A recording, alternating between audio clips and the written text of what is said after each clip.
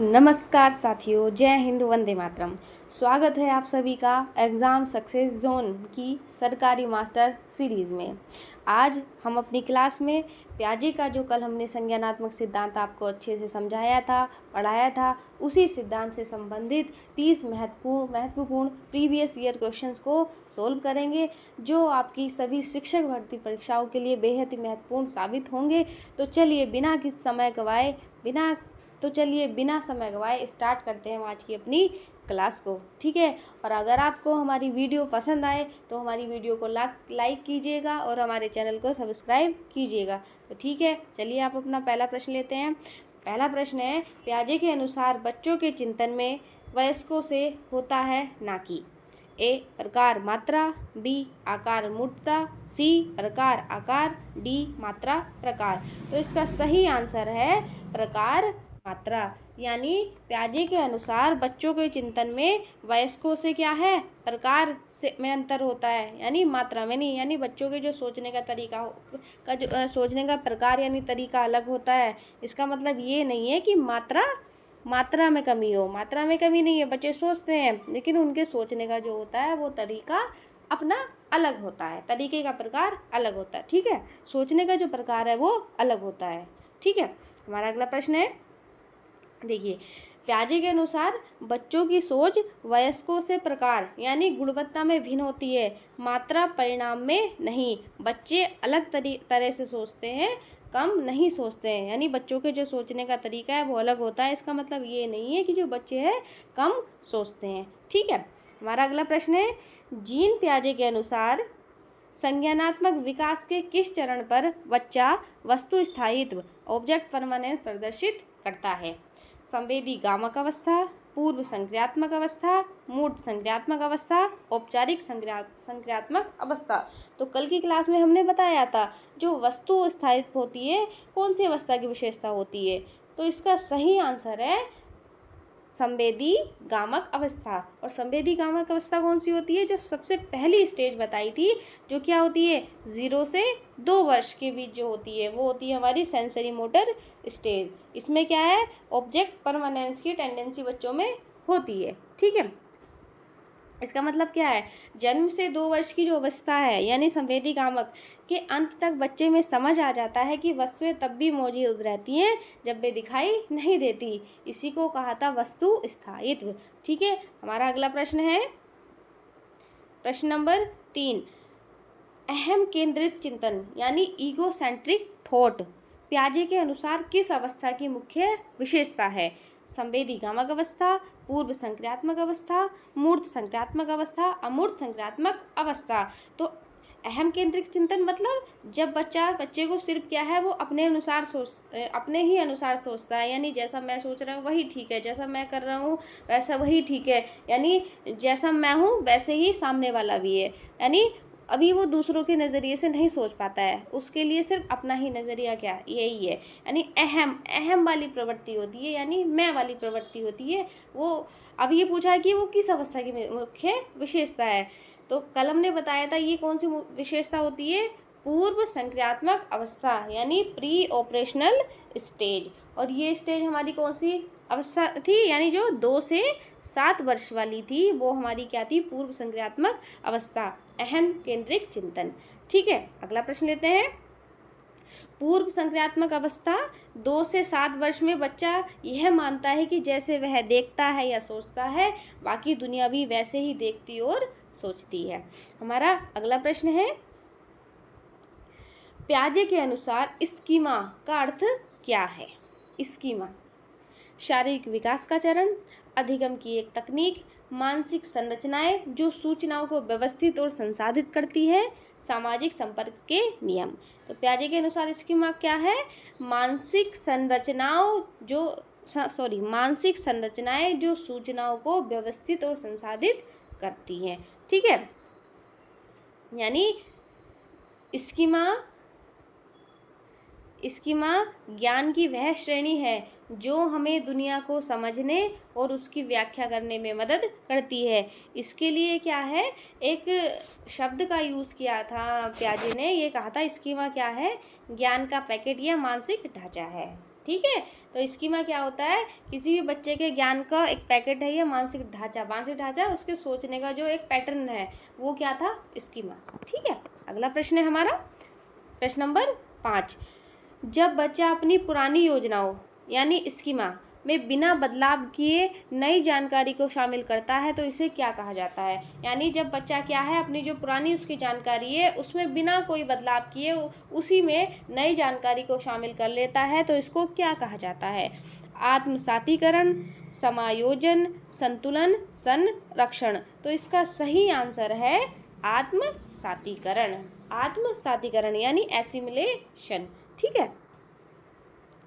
मौजूद स्कीमा में बिना किसी संशोधन के नई जानकारी को जोड़ना आत्मसातीकरण कहलाता है। हमारा अगला प्रश्न है, जब कोई बच्चा नई जानकारी के कारण अपनी मौजूदा मानसिक संरचना में संशोधन या बदलाव करता है तो वह प्रक्रिया क्या कहलाती है।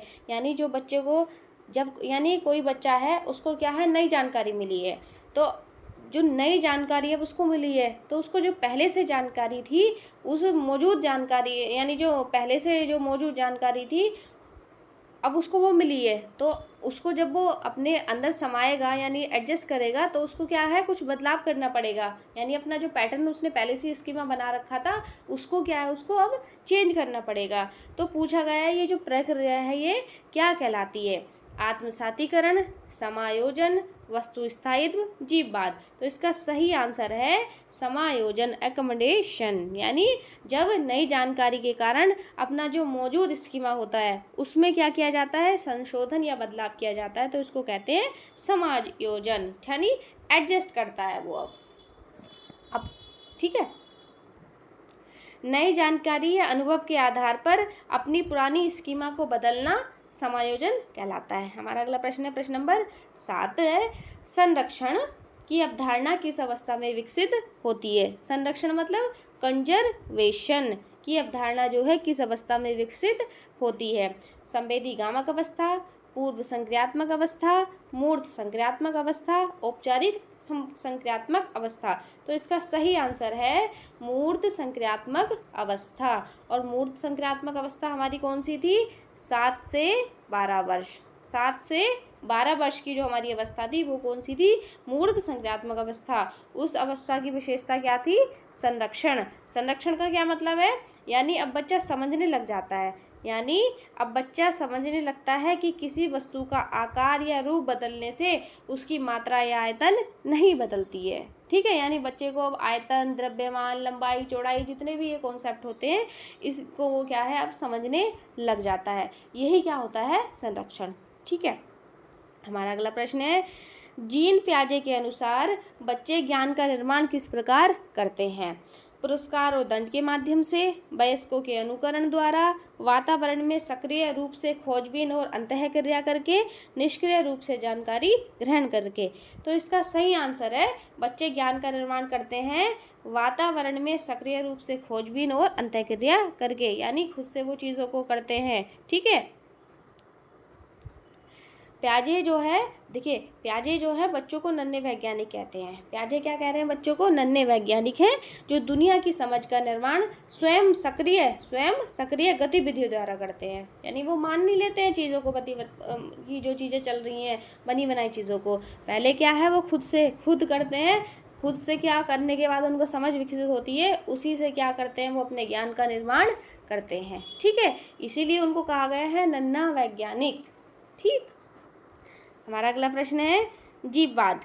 जीववाद मतलब एनिमिज्म की प्रवृत्ति पियाजे के अनुसार किस चरण में पाई जाती है। संवेदी प्रेरक, पूर्व संक्रियात्मक, मूर्त संक्रियात्मक, अमूर्त संक्रियात्मक। तो इसका सही आंसर है जीववाद की प्रवृत्ति पाई जाती है पूर्व संक्रियात्मक अवस्था में। कौन सी अवस्था में, पूर्व संक्रियात्मक। कल बताया था जीववाद मतलब यानी बच्चा जो है जो निर्जीव चीज़ें भी होती हैं उनको क्या है, सजीव मानता है, उनको क्या है, जीवित मानता है। जैसे ये अवस्था यानी पूर्व संक्रियात्मक 2 से 7 वर्ष वाली जो अवस्था है, यानी उसको क्या लगता है, जो गुड़िया जैसे बच्चा खेल खिलौने से खोलता है, पत्थरों से, गुड़िया से, तो उसको लगता है ये क्या सारी चीज़ें क्या है, सजीव है। ठीक है। उनको क्या मानता है, वो जीवित मानता है। ठीक है। हमारा अगला प्रश्न है, तर्क आधारित और अमूर्त चिंतन, तर्क आधारित और अमूर्त चिंतन, एब्स्ट्रैक्ट थिंकिंग का विकास किस अवस्था की मुख्य विशेषता है? संवेदीगामक, पूर्व संक्रियात्मक, मूर्त संक्रियात्मक, औपचारिक संक्रियात्मक। तो इसका सही आंसर है औपचारिक संक्रियात्मक। अमूर्त चिंतन माने अब क्या है, बच्चा अगर उसके सामने कुछ वस्तुएं भी नहीं है या जो उसने कभी पहले कुछ चीज़ देखी थी उसके यानी जो सामने नहीं है उसके बारे में बच्चा क्या है, सोच सकता है, चिंतन कर सकता है। अमूर्त का मतलब जो चीज़ अब सामने नहीं है बच्चा उनके बारे में भी चिंतन कर सकता है, सोच सकता है। तो ये किस अवस्था की विशेषता है? औपचारिक संक्रियात्मक। जो अवस्था हमारी किससे होती है? 12 वर्ष या उससे अधिक। ठीक है। 11 वर्ष से ऊपर की अवस्था में बालक अमूर्त अवधारणाओं, परिकल्पनाओं और वैज्ञानिक तर्क के आधार पर सोचने में सक्षम हो जाता है। ठीक है। हमारा अगला प्रश्न है, पियाजे के अनुसार किस अवस्था में बालक उत्क्रमणीयता यानी रिवर्सिबिलिटी की क्षमता विकसित कर लेता है? देखिए, उत्क्रमणीयता का मतलब होता है पलटावी जो गुण है, बताया था ना, पलटावी जो गुण है उसको कहा जाता है उत्कीर्णमता। ठीक है। तो पूछा गया है कि कौन सी अवस्था की ये क्या है? विशेषता है। संवेदी प्रेरक, पूर्व संक्रियात्मक, मूर्त संक्रियात्मक, इनमें से कोई नहीं। तो इसका सही आंसर है मूर्त संक्रियात्मक। यानी जो पलटावी गुण होता है, उत्क्रमणीयता की जो क्षमता हो जाती है मूर्त संक्रियात्मक अवस्था में हो जाती है। ठीक है। यानी अब क्या है बच्चा, पलटावी गुण का क्या मतलब है? अब जैसे 2 + 3 क्या होता है? 5। अब क्या, तो 5 - 3 बराबर क्या है? 2। ये सीख जाता है, यानी अवस्थाओं का उलटना पलटना वो क्या है, बच्चा सीख जाता है। पूर्व संक्रियात्मक अवस्था में बच्चे में किस क्षमता की कमी पाई जाती है? कौन सी अवस्था पूछा गया है? पूर्व संक्रियात्मक। पूर्व संक्रियात्मक मतलब कौन सी होती है? पूर्व संक्रियात्मक कौन सी होती है? 2 से 7 वर्ष वाली। इस अवस्था में बच्चे में कौन सी क्षमता की कमी पाई जाती है? भाषा का प्रयोग, प्रतीकात्मक खेल, विकेंद्रीकरण या उत्क्रमणीयता अनुकरण। बताइए तो इसका क्या सही आंसर है? तो इसका सही आंसर है ऑप्शन नंबर सी, विकेंद्रीकरण। यानी जो ये पूर्व संक्रियात्मक अवस्था होती है 2 से 7 वर्ष वाली, इसमें जो है ये कभी पाई जाती है इन क्षमताओं की। विकेंद्रीकरण और उत्क्रमणीयता का गुण उनके अंदर नहीं होता है। अब देखिए, पूर्व संक्रियात्मक बच्चे केवल एक समय में पूर्व संक्रियात्मक बच्चे केवल एक समय में वस्तु के एक ही पहलू पर ध्यान केंद्रित कर पाते हैं। इसी को कहा जाता है केंद्रीकरण। वे स्थिति के अन्य पहलुओं को नहीं देख पाते हैं। ठीक है। हमारा अगला प्रश्न नंबर 13, पियाजे के अनुसार संज्ञानात्मक विकास का पहला चरण कौन सा है? देखिए, बहुत इजी क्वेश्चन है। पूर्व संक्रियात्मक, संवेदीगामक, मूर्त संक्रियात्मक, औपचारिक संक्रियात्मक। तो पहला चरण कौन सा है? संवेदीगामक। ठीक है। इसके बारे में कुछ बताने की कोई खास जरूरत नहीं है। परिकल्पित निगमनात्मक तर्क, परिकल्पित निगमनात्मक तर्क यानी हाइपोथेटिको डिडक्टिव रीजनिंग किस अवस्था में विकसित होता है? संवेदीगामक, पूर्व संक्रियात्मक, मूर्त संक्रियात्मक, अमूर्त या औपचारिक संक्रियात्मक। तो इसका सही आंसर है अमूर्त औपचारिक संक्रियात्मक। ठीक है। अब थोड़ा सा जान लेते हैं कि ये क्या मतलब है इसका। परिकल्पित निगमनात्मक तर्क का मतलब है यानी औपचारिक संक्रियात्मक अवस्था 11+ में बच्चा जो है समस्याओं के समाधान के लिए परिकल्पनाएं बनाने और उनका परीक्षण करने के योग्य हो जाता है। ठीक है। हमारा अगला प्रश्न है, पियाजे का सिद्धांत किस प्रकार का सिद्धांत माना जाता है? ये बहुत ही इम्पोर्टेंट क्वेश्चन है कि पियाजे का जो सिद्धांत है किस प्रकार का सिद्धांत माना जाता है? व्यवहारवादी, संरचनावादी, संज्ञानात्मक, मनोविश्लेषणात्मक, सामाजिक, सांस्कृतिक। तो इसका सही आंसर है, बताइए पियाजे का सिद्धांत कैसा है? वो क्या है? संज्ञानात्मक या संरचनावादी है। ठीक है। हमारा अगला प्रश्न है प्रश्न नंबर 16, पियाजे के अनुसार साम्य धारण या संतुलन। साम्य धारण, या देखिए एग्जाम में आपका ये टर्म भी संतुलन भी लिखा हो सकता है या साम्य धारण भी होता है, मतलब एक ही है। तो ये ध्यान रखेंगे थोड़ा कि पियाजे के अनुसार साम्य धारण या संतुलन क्या है? आत्मसातीकरण और समायोजन के बीच संतुलन की स्थिति, पुरस्कार और अधिगम का संयोजन, केवल नई जानकारी को याद करना, सामाजिक व्यवहार में संतुलन। तो इसका सही आंसर है आत्मसातीकरण और समायोजन के बीच संतुलन की स्थिति। ठीक, हमारा अगला प्रश्न है प्रश्न नंबर 17। पूर्व संक्रियात्मक काल में आने वाली संज्ञानात्मक योग्यता कौन सी है? यानी पूछा गया है कि जो ये होता है पूर्व संक्रियात्मक काल 2 से 7 वर्ष वाला में कौन सी विशेषता होती है, यानी कौन सी संज्ञानात्मक योग्यता हो जाती है? अमूर्त सोच की योग्यता, लक्ष्य निर्देशित व्यवहार की योग्यता, दूसरों के दृष्टिकोण को समझने की क्षमता, परिकल्पनात्मक निष्कर्ष चिंतन। तो इसका सही आंसर है लक्ष्य निर्देशित व्यवहार की योग्यता। तो 2 से 7 वर्ष की अवस्था में क्या हो जाता है? लक्ष्य निर्देशित व्यवहार की योग्यता या क्षमता।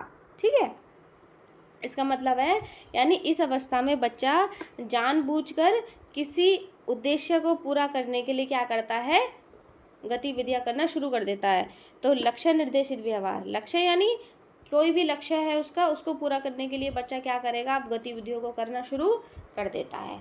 ठीक है, हमारा अगला प्रश्न है किस अवस्था में बच्चा वर्गीकरण और क्रमानुबंधन यानी क्लासिफिकेशन और सीरिएशन करने में पूरी तरह सक्षम हो जाता है? पूर्व संक्रियात्मक, संवेदी गामक, मूर्त संक्रियात्मक, औपचारिक संक्रियात्मक। तो इसका सही आंसर है मूर्त संक्रियात्मक। 7 से 11 की जो अवस्था है, देखिए। ठीक है, देखिए मैंने कल ही क्लास में जो जितनी भी इसमें आज के जो क्वेश्चंस हैं, जितनी भी टर्म्स पूछी जा रही हैं, कल सारी टर्म्स मैंने एक एक करके कल के जो थ्योरी थी उसमें अच्छे से एक्सप्लेन किया है। एक बार जाकर के आप चैनल पे क्लास को ज़रूर देखिएगा, आपका पूरा कॉन्सेप्ट, पूरी जो थ्योरी एकदम जो है क्लियर हो जाएगी। ठीक है, और प्याजे से संबंधित कुछ भी एग्जाम में क्वेश्चन बन जाए तो आपका कभी भी गलत नहीं हो पाएगा।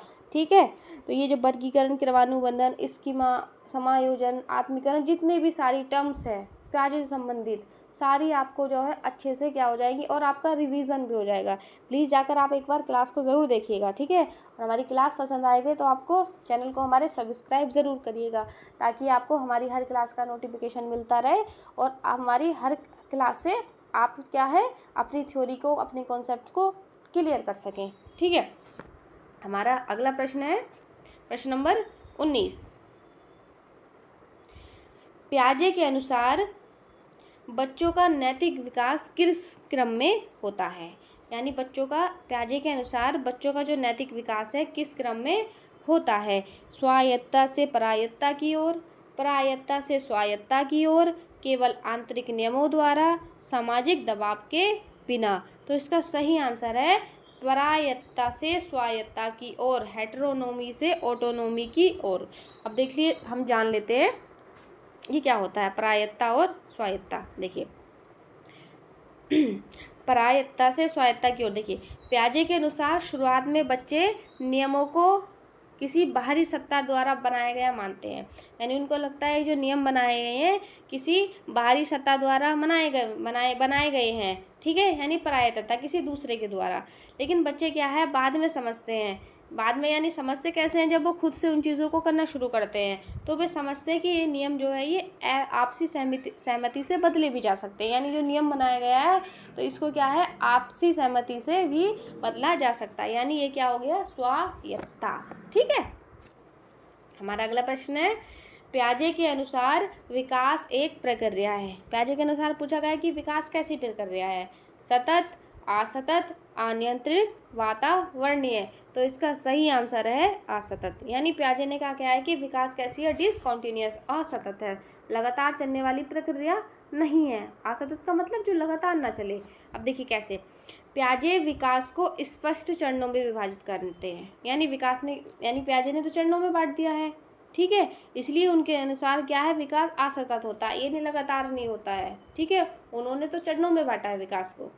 ठीक है, हमारा अगला प्रश्न है प्रश्न नंबर 21। पियाजे के 4 चरणों की सही कालानुक्रमिक श्रृंखला क्या है? यानी जो पियाजे के 4 चरण हैं, यानी जो अपने अवस्थाएं दी हैं पियाजे ने, उसको क्या है, उनको काल के अनुसार यानी आयु के अनुसार क्या है, सीरियल में लगाना है। तो देखिए आप इसमें देख लीजिए कौन सा आंसर ठीक होगा। पहला है पूर्व संक्रियात्मक, संवेदीगामक, मूढ़ संक्रियात्मक, औपचारिक संक्रियात्मक। दूसरा है संवेदीगामक, पूर्व संक्रियात्मक, मूढ़ संक्रियात्मक, औपचारिक संक्रियात्मक। तीसरा है मूढ़ संक्रियात्मक, संवेदीगामक, पूर्व संक्रियात्मक, औपचारिक संक्रियात्मक। डी है संवेदीगामक, मूढ़ संक्रियात्मक, पूर्व संक्रियात्मक, औपचारिक संक्रियात्मक। तो बताइए कौन सा सही होगा। इसका सही आंसर होगा option number B. Option number B देख लीजिए। पहली अवस्था कौन सी होती है, संवेदीगामक।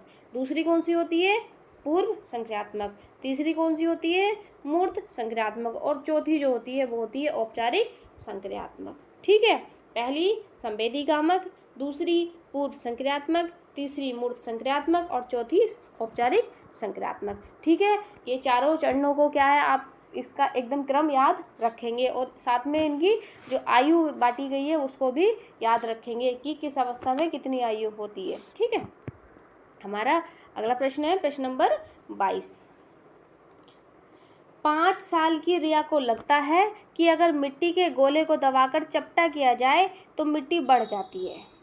यानी कोई मिट्टी का गोला, एक बच्ची है रिया, उसको क्या लगता है कि अगर मिट्टी के गोले को हम दबाएंगे, दबाने से क्या हो जाएगा, दबाने क्या होगा, मिट्टी क्या होगी, चपटी हो जाएगी। अब उसको लग रहा है कि वो चपटी हो गई तो इससे क्या मिट्टी बढ़ गई है। तो पूछा गया है कि पियाजे के अनुसार उसकी यह सोच किस पर आधारित है।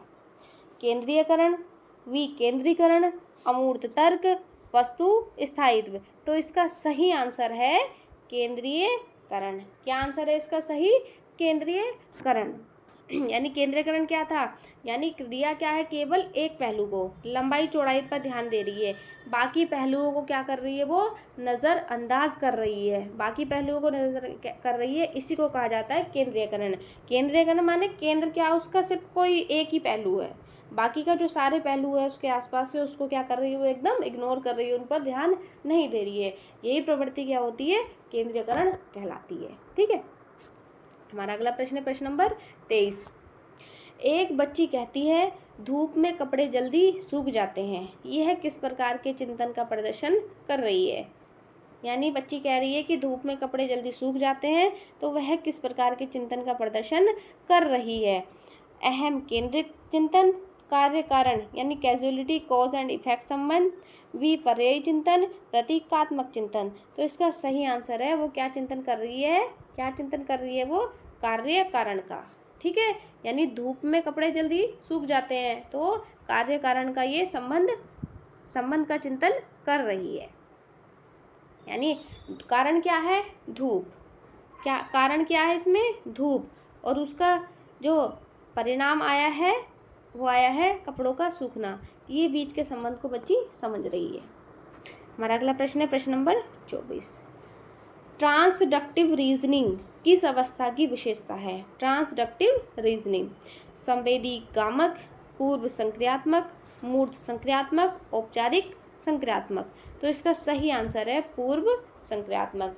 ट्रांसडक्टिव रीजनिंग किस अवस्था की विशेषता है, पूर्व संक्रियात्मक। ठीक है, देखिए इस अवस्था में बच्चा दो असंबंधित घटनाओं को बिना किसी तार्किक संबंध के एक साथ जोड़ देता है। यानी जो दो असंबंधित घटना मतलब यानी जिन घटनाओं का एक दूसरे से कोई भी संबंध नहीं है, लेकिन क्या कर रहा है बच्चा, बिना किसी तर्क के, बिना किसी संबंध के उनको क्या कर रहा है, एक साथ जोड़ देता है।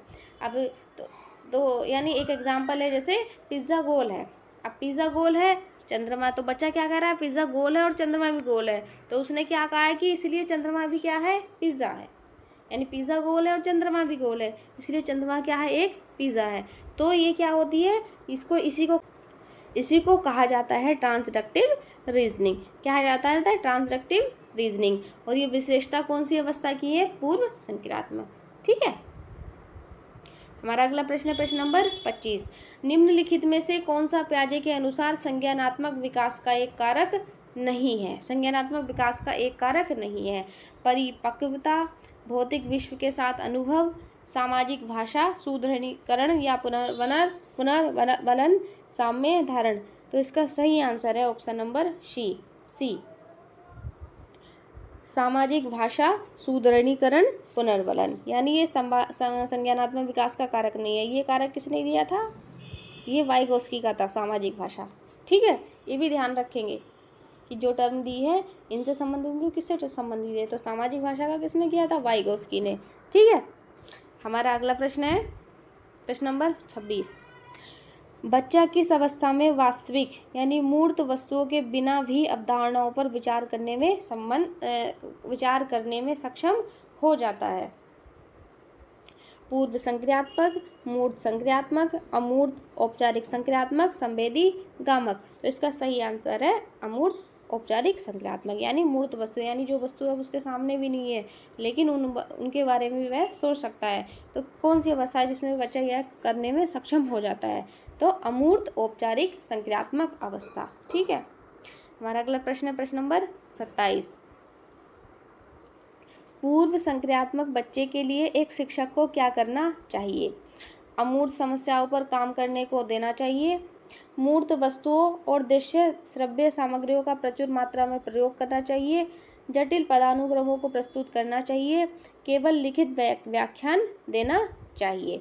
तो वो पूर्व संक्रियात्मक मतलब कौन सी अवस्था है? 2 से 7 वर्ष का बच्चा है, तो उसके लिए क्या करेगा? अमूर्त समस्याओं पर काम देंगे? नहीं, अमूर्त समस्या भी वो बच्चों अमूर्त मतलब उन चीज़ों के बारे में वो सोच ही नहीं सकता है कि जो उसके सामने नहीं है। जटिल पदानुक्रम को प्रस्तुत करना चाहिए, ये भी नहीं हो सकता है। केवल लिखित व्याख्यान तो बिल्कुल भी नहीं। तो हमारा कौन सा बचा ऑप्शन कि मूर्त वस्तुओं और दृश्य श्रव्य सामग्रियों का प्रचुर मात्रा में प्रयोग करना चाहिए। ठीक है, प्रश्न नंबर 28 है। पिन तथा बॉल के प्रयोग द्वारा पियाजे ने किस क्षमता का परीक्षण किया था? भाषा विकास, स्थान विषयक तर्क, संरक्षण और समावेशन, नैतिक न्याय। पिन तथा बॉल के प्रयोग द्वारा पियाजे ने जो है संरक्षण और समावेशन क्षमता का परीक्षण किया था। देखिए ये क्या था? पियाजे ने तरल, मिट्टी और वस्तुओं के विभिन्न आकारों के प्रयोग से बच्चों में संरक्षण के गुण की जांच की थी। हमारा प्रश्न नंबर 29 है। पियाजे के अनुसार ज्ञानात्मक विकास का मूल आधार क्या है? पियाजे के अनुसार यानी पियाजे के अनुसार ज्ञानात्मक विकास का मूल आधार क्या है?